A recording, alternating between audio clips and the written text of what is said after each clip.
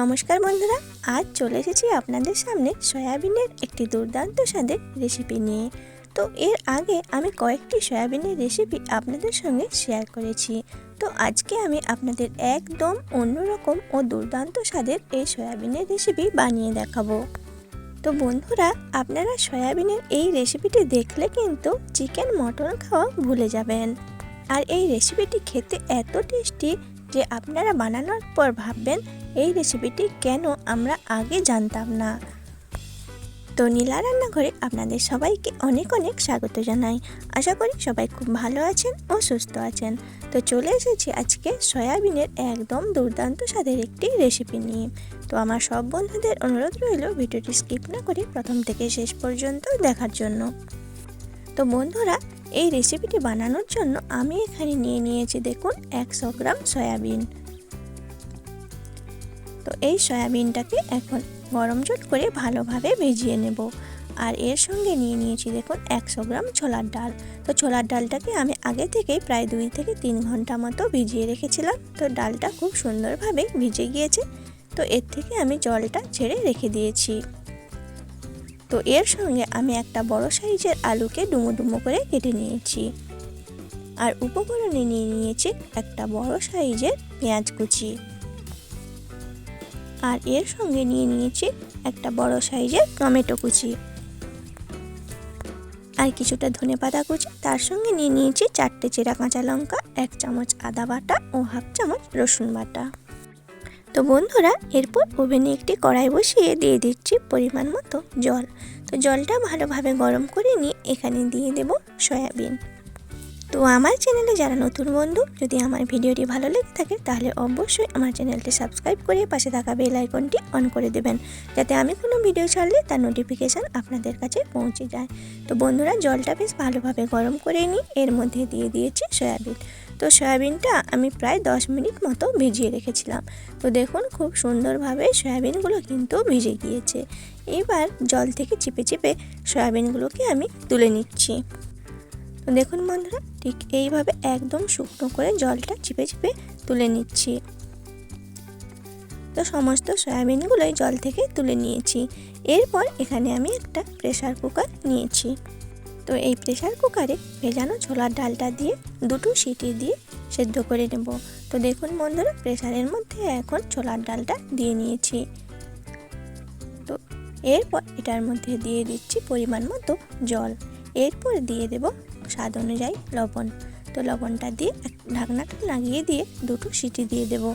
তো বন্ধুরা, আমি আজকে আপনাদের যেভাবে এই রেসিপিটি বানিয়ে দেখাচ্ছি আপনারা অবশ্যই বাড়িতে একবার হলেও ট্রাই করে দেখবেন। এই রেসিপিটি কিন্তু ভাত, রুটি, পরোটা বা লুচি যে কোনো কিছুর সাথেই কিন্তু খুব সুন্দরভাবে খাওয়া যায়। তো দেখুন বন্ধুরা, আমি এখানে 2টো সিটি দিয়ে নিয়েছি। এরপর ওভেনে কড়াই বসিয়ে দিয়ে দিচ্ছি প্রায় 1 টেবিল চামচ সাদা তেল। তো তেলটাকে ভালোভাবে গরম করে নিয়ে কড়াতে ভালোভাবে মাখিয়ে নিচ্ছি। তো এরপর এখানে দিয়ে দেব কেটে রাখা আলু। তো আলুটা দিয়ে বেশ একটু লাল লাল করে ভেজে নেব। তো বন্ধুরা, আপনারা যদি এই রান্নাটা আলু ছাড়া করতে চান তাহলে কিন্তু করতেও পারেন। তো দেখুন আলুটা দেওয়ার পর দিয়ে দিচ্ছি স্বাদ অনুযায়ী লবণ ও সামান্য হলুদ গুঁড়ো। তো লবণ আর হলুদটা দিয়ে আলুটাকে বেশ নেড়ে চেড়ে লাল করেই ভেজে নিতে হবে। আর বন্ধুরা, এই রেসিপিটি কিন্তু বাচ্চা থেকে বড় সবাই খেতে কিন্তু খুবই পছন্দ করে। তো দেখুন আলুটাকে ভালোভাবে নেড়ে চেড়ে একটা ঢাকনা দিয়ে দিয়েছি। তো কিছুক্ষণ পর ঢাকনাটা খুলে নিয়ে আবারও নেড়ে চেড়ে নিচ্ছি। তো এইভাবে আলুটাকে বেশ লাল করে ভেজে নেব। তো বন্ধুরা, বাড়িতে হঠাৎ করে কোনো আত্মীয় এলে বা যদি না মাছ মাংস থাকে তাহলে কিন্তু সয়াবিন ও আলু আর ছোলার ডালের এই রেসিপিটি কিন্তু আপনারা অনায়াসেই বানিয়ে খাওয়াতে পারেন। তো দেখুন আলুটাকে বেশ লাল লাল করে ভেজে এখন তুলে নিচ্ছি। তো এরপর ওই কড়াইতে দিয়ে দিচ্ছি আরও একটু তেল। তো এরপর দিয়ে দেব সয়াবিন। তো সয়াবিনটা দিয়ে নুন ও হলুদ দিয়ে ভালোভাবে ভেজে নেব। তো যাতে করে সয়াবিন থেকে কাঁচা গন্ধটা চলে যায় আর সয়াবিনটা একটু লাল করে ভাজা হয়ে যায়। তো দেখুন এখন দিয়ে দিচ্ছি স্বাদ অনুযায়ী লবণ ও সামান্য হলুদ গুঁড়ো। বন্ধুরা, আমরা সবাই জানি যে সয়াবিন বাচ্চা থেকে বড় আমাদের সবাইয়ের শরীরের পক্ষে কিন্তু খুবই উপকারী। তো সবসময় যদি একইভাবে সয়াবিন খেতে না পছন্দ হয়, তাহলে কিন্তু এইভাবেও বানিয়ে আপনারা অনায়াসেই খেতে পারেন। তো দেখুন, সয়াবিনটা নেড়েচেড়ে বেশ একটু লাল করেই ভেজে নিচ্ছি। তো এরপর এই সয়াবিনগুলোকে একটা পাত্রে নামিয়ে নেব।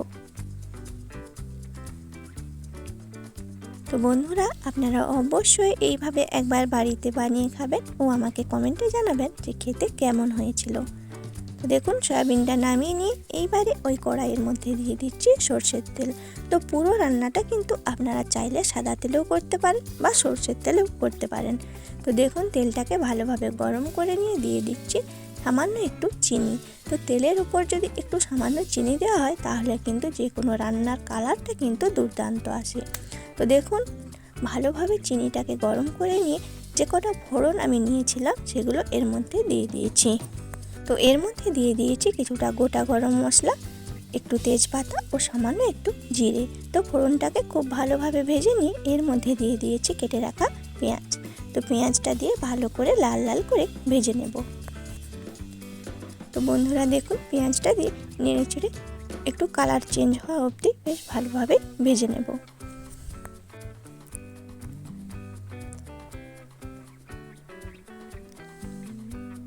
তো দেখুন বন্ধুরা, পেঁয়াজটা প্রায় ওই 2 মিনিট মতো একটু সময় নিয়ে ভেজে নিয়েছি। তো এরপর এখানে দিয়ে দেব কেটে রাখা টমেটো। তো বন্ধুরা, পেঁয়াজটা দেওয়ার পর যদি টমেটোটা দেওয়া যায়, তাহলে কিন্তু মশলা কষানোর সময় একদমই জলের দরকার হয় না, কারণ টমেটোতে একটু জল থাকে। তো সেই জলেতেই কিন্তু পুরো মশলাটা খুব সুন্দরভাবে কষানো হয়ে যায়। তো দেখুন, পেঁয়াজ দিয়ে টমেটোটা দিয়ে একটু ভালোভাবে ভেজে নিয়েছি। এরপর এক এক করে গুঁড়ো মশলা আমি এখানে দিয়ে দেব। তো দেখুন, দিয়ে দিচ্ছি 1/2 টেবিল চামচ হলুদ গুঁড়ো, 1/2 টেবিল চামচ লাল লঙ্কার গুঁড়ো ও দিয়ে দিচ্ছি প্রায় 1/2 টেবিল চামচের মতো কাশ্মীরি লঙ্কার গুঁড়ো রঙের জন্য। তো বন্ধুরা, যে কোনো রান্নাতে কাশ্মীরি লঙ্কার গুঁড়ো যদি ব্যবহার করা হয়, সেই রান্নার কালারটা কিন্তু দুর্দান্ত আসে। তো দেখুন, গুঁড়ো মশলাগুলো দিয়েও এখন একটুক্ষণ বেশ ভালোভাবে কষিয়ে নিচ্ছি। তো গুঁড়ো মশলাগুলো দিয়ে বেশ ভালোভাবে কষিয়ে নিয়ে এরপর একে একে এখানে আমি দিয়ে দেব রসুন বাটা ও আদা বাটা।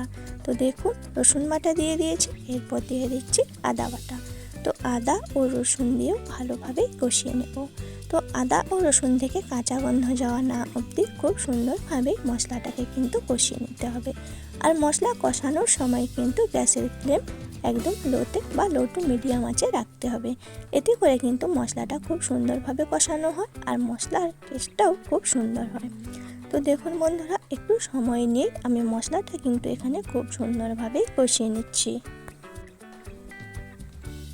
তো বন্ধুরা, সমস্ত কিছুকে খুব ভালোভাবে কষিয়ে নিয়ে এরপর এখানে দিয়ে দিচ্ছি ভেজে রাখা আলু।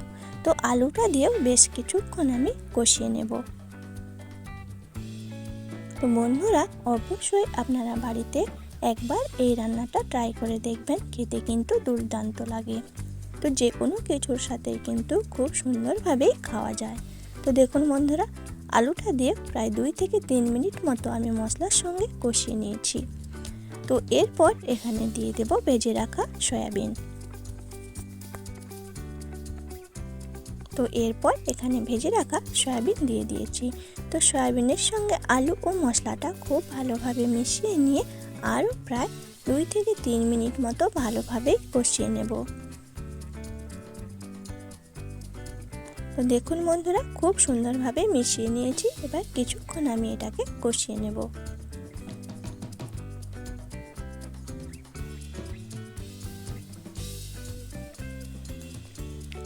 তো বন্ধুরা, আপনারা যদি এই রান্নাটা নিরামিষ করে খেতে চান, তাহলে কিন্তু পেঁয়াজ রসুন ছাড়া এই রান্নাটা এইভাবে করে নিতে পারেন। তো দেখুন, ভালোভাবে কষিয়ে নিয়েছি। এরপর এখানে দিয়ে দিচ্ছি পরিমাণ মতো জল। তো আলু ও সয়াবিনটা একটু সেদ্ধ হবে, সেই অনুযায়ী আমি এখানে জলটা দিয়ে নিয়েছি। তো ভালোভাবে মিশিয়ে নিয়ে এরপর এখন একটা ঢাকনা দিয়ে দেব।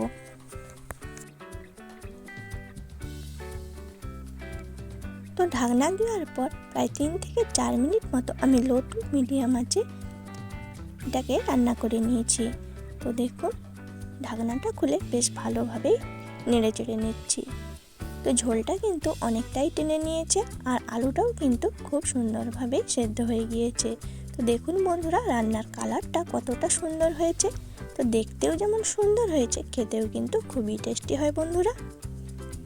তো দেখুন ভালোভাবে মিশিয়ে নিয়ে এখানে যে আমি ছোলার ডালটা সেদ্ধ করেছিলাম, তো দেখুন ঠিক এইভাবে আমি এটাকে সেদ্ধ করে নিয়েছি।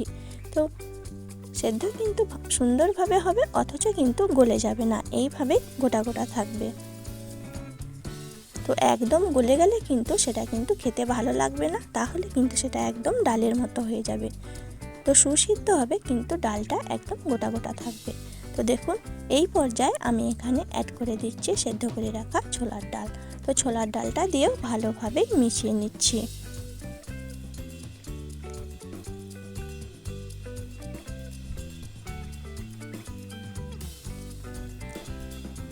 তো দেখুন বন্ধুরা ছোলার ডালটা দিয়ে খুব ভালোভাবে মিশিয়ে নিয়েছি। এরপর এখানে আমি দিয়ে দিচ্ছি লবণ। তো এখানে আমার একটু লবণের প্রয়োজন ছিল, সেই জন্য লবণটা দিয়ে নিয়েছি। তো লবণটা দিয়েও খুব ভালোভাবে মিশিয়ে নিচ্ছি। তো রান্নার কালারটা কতটা সুন্দর এসেছে সেটা আপনারা দেখতেই পাচ্ছেন বন্ধুরা। তো এরপর আমি এখানে দিয়ে দেব 4টে চেরা কাঁচা লঙ্কা। এরপর দিয়ে দেব কুচিয়ে রাখা ধনেপাতা। তো সমস্ত কিছু দিয়ে আবারও আমি প্রায় 2 মিনিট মতো লো টু মিডিয়াম আঁচে রান্না করে নেব। দেখুন ধনেপাতা ও কাঁচা লঙ্কাটা খুব ভালোভাবে মিশিয়ে নিচ্ছি।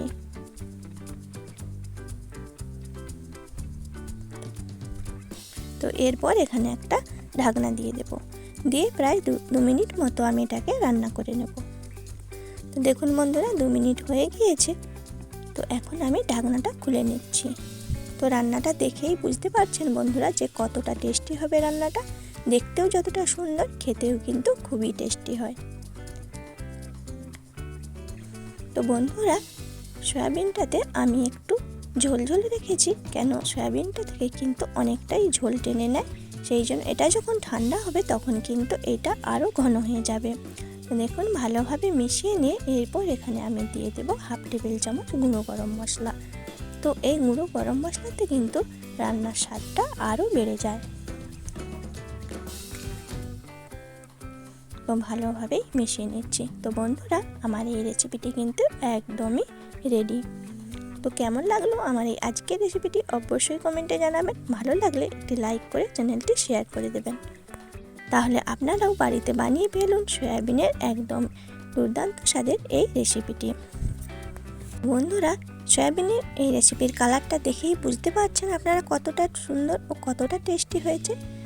তো এই রেসিপিটি কিন্তু মাছ মাংসকেও টেক্কা দিয়ে দিতে পারে। তো সবাই ভালো থাকবেন, সুস্থ থাকবেন। চলে আসবো আরও কোনো নতুন রেসিপি নিয়ে। আজকের মতো এই পর্যন্ত। সম্পূর্ণ ভিডিওটি দেখার জন্য অনেক অনেক ধন্যবাদ।